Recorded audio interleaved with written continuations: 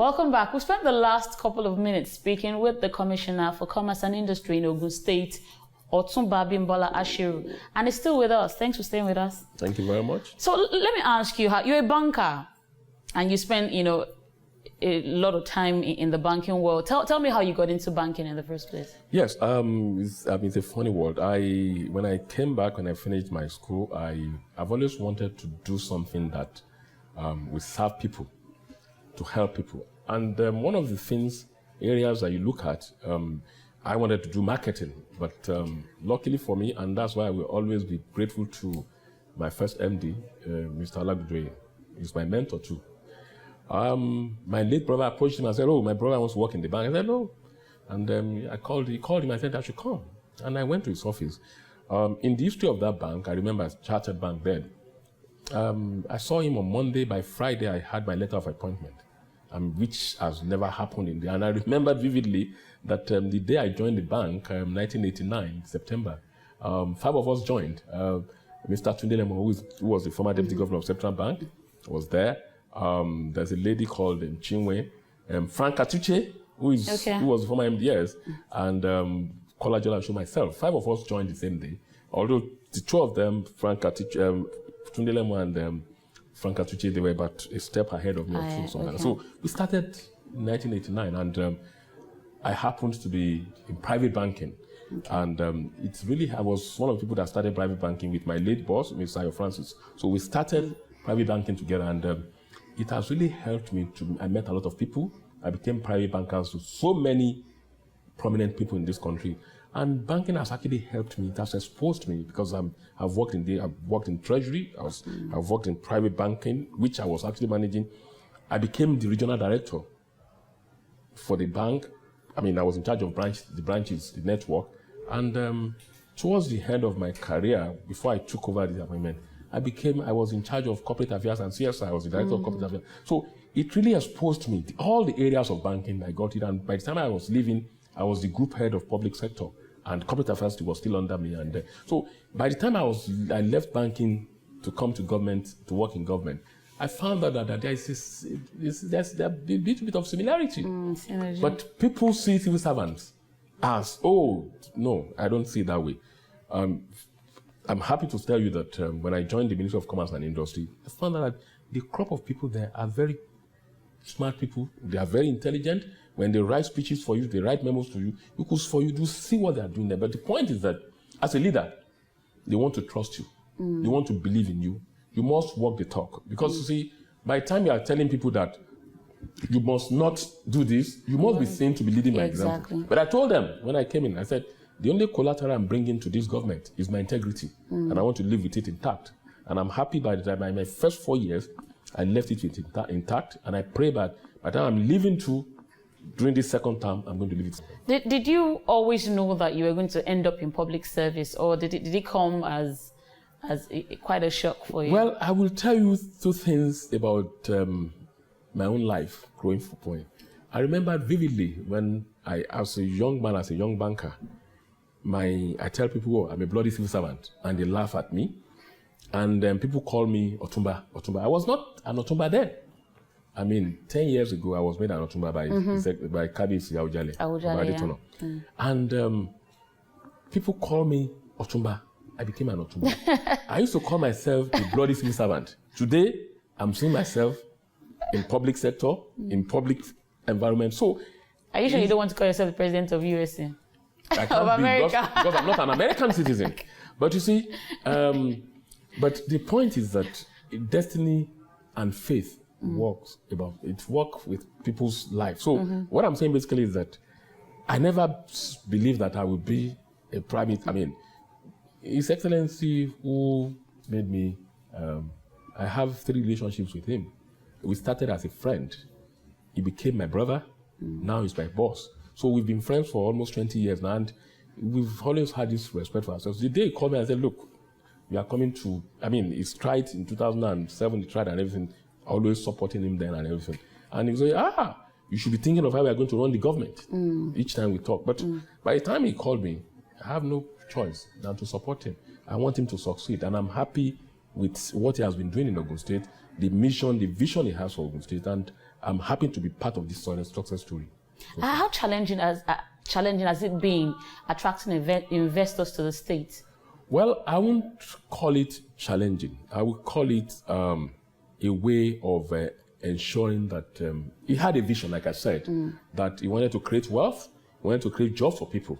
I mean, one of his five cardinal points. I mean, we talk about health, we talk about education, we talk about agriculture that leads in the industrialization. But I will tell you this: coming from private sector, the challenge we have is that what is the primary objective of a businessman? You want a good infrastructure system. They want security, their business to be secured. They want the people to create the enabling environment for them to strive. And I think one of the first things His Excellency looked at that, look, for us to attract investment into the state, we must be able to have necessary infrastructure. Yeah. Because if we are talking about all these businesses, to move goods and services from one place to the other, you must have good road network. And those are the things. And Ogun State became the construction yard by the time we came in. But today, I'm happy to tell you that the success story is that people can move their goods and services from one place to the other. He invested a lot in infrastructural development. Then security. I remember when we came in, banks were not opening shops because the armed robbers that were sent packing from Lagos, they now saw Ogun State as their abode. But today, touch wood, Ogun State is one of the safest states in Nigeria today. So we brought in about 14 APC, Amon Personal Carrier. They went after them, put them in different. So they found out that, I mean, I'm sure I don't envy your state, I don't envy other states, but today, Ogun State is secured. So what we've been able to do, and we ensure that ease of doing business in Nigeria, Ogun State was number 35 by the time we came in. Today, I'm happy to tell you that we are one of the best 5 states in the country because we have now been able to see areas where there are problems and we're able to do that. So we were focused, and maybe I will say this because my job was I was able to get it cut out for me. The governor was the chairman of Senate committee when it was Commerce, when it was a Senate. So he understood the area. So we were thinking the same way. So when I bring things to him, easily I get solutions. So it helped. And we've been able to create that environment for business to thrive. And to date, Ogun State has the largest concentration of industries in Nigeria. Do you miss banking by any chance?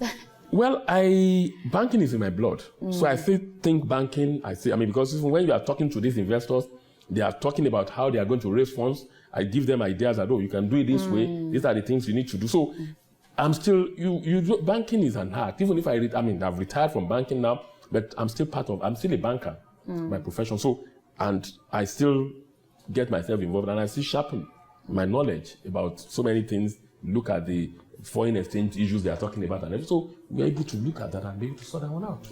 As a human being, what would you say is your tallest dream for yourself? That's a very good one.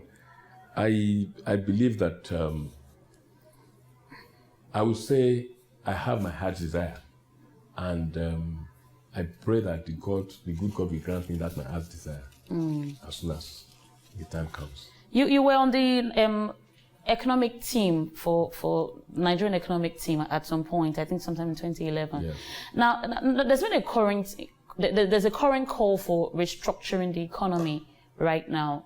Would you say that that is one of the things that will take us forward in this country? Well, you see, I was a member of the Nigerian Economic Summit, the 17th Economic in 2011. Before I became I was actually moving in there to become a commissioner before. Just during the process. You see, when you are talking about restructuring, you must have a set mind of what you want to restructure. Are we restructuring because of the issue of foreign exchange? You see, the problem we have in Nigeria is that we are a country that is endowed with a lot of mineral and natural resources. Let me give you an example. Look at cassava. The extract of cassava, you get ethanol, you get starch. But the starch that is being produced the cassava that is being produced is not enough to meet the demand. So what I'm saying is that maybe we should talk about our focus. Are we going to focus more on agriculture that will lead into industrialization? We take the value chain, or are we talking about the foreign exchange market? I will give you a good example too. Some people are now producing things, doing some of these foreigners. They've identified that they export those goods out of the country and they are producing in Nigeria. So instead of them sourcing for foreign exchange, they use the foreign exchange they realize there to bring in the goods. So they don't have pressure on foreign exchange. But you see, the issue of foreign exchange is a law of demand and supply. Because we are an import-dependent economy. We need to restructure ourselves first before we start restructuring the economy. Because an average Nigerian must buy into it that we must patronize made in Nigerian goods. For example, look at Ogun State. Adire has been done here. There are so many things. Somebody came to me yesterday, showed me how they made Adire for furniture. Wow. So what I say is that let us help that industry. So we are over dependent on foreign exchange, on dollars. I mean, dollar is not our main currency. Of course. It's not our legal tender. Naira is our legal tender. Are you getting my point? So we need to start looking inward and see how we can take advantage. Because what I've found out is that when you are locked up in the room, for example, and there is fire, you will see how we are going to remove the burglary and get out of that place. Yeah, so now we are now in that situation in Nigeria that we are being locked up, we are being boxed up. How do we get out of that? Now, how do you think some of the challenges facing, foreign investors in this country can be surmounted? There are no challenges facing foreign investors, I'll be honest with you. This is a country that invests. If we are flying into this country, people are coming in. Foreign investors come in, they make a lot of money, and they repatriate money back out of this country. I'm not sure whether you know that. So they don't have challenges. What they have is that some of these foreign investors are interested in what they get out of the system. Are you getting my point? Okay. I mean, I'll give you an example. Many of these Chinese are coming in here. I mean, because the labor market is cheap for them, they bring their Chinese people, they can put 20 of them in a block of flat. Meanwhile, the British people will come in, get their expatriate, he will stay there with his family, 4 bedroom. In that 4-bedroom flat that the British man is in, 20 or 25 Chinese people are staying there. Course. Then the Indians to come into the country, they bring in their people, they start, that's what they do all over the world. So what I'm saying basically is that they have no challenges because they get things sorted out. And they know, most times, these foreigners, they know there are ways around in this country. So we have no challenges. The only challenges they have is because of the rate of exchange now. Because probably some of them brought in the funds at the rate of 150. They want to repay. You see, when you have your capital importation certificate, then you'll be able to source funds. But you see, what the government is doing is that, look, you can't just be sourcing for foreign exchange that is limited in supply to be paying for mundane things. That is the problem. So they don't have challenges. But as we wind up to a close, let me ask you what your plans are after you leave office. After 4 years, what are your plans? Oh, well, nobody sees tomorrow. We don't have tomorrow. We only have yesterday. We don't even have today. Of course. What I can tell you is that my time and tide are in the hands of the Almighty God. So I will leave that to God to decide. So last, let me ask you one thing that you know about yourself that people do not know but you like to share. Well, I like to look good because, looking good is good business. Obviously. I'm a very, very emotional person. Okay. I like to help people, and I think with that, I'm generous. Well. Thank you so much. We have been speaking with the Commissioner for Commerce and Industry in Ogun State, Otunba Bimbola Ashiru. He's been letting us into his world. Thank you so much for coming on the program. Thank you, Joke. And of course, thank you so much for watching. This is the Sunday Interview. I'm Joke Jadu. I'll see you again next week. Bye for now.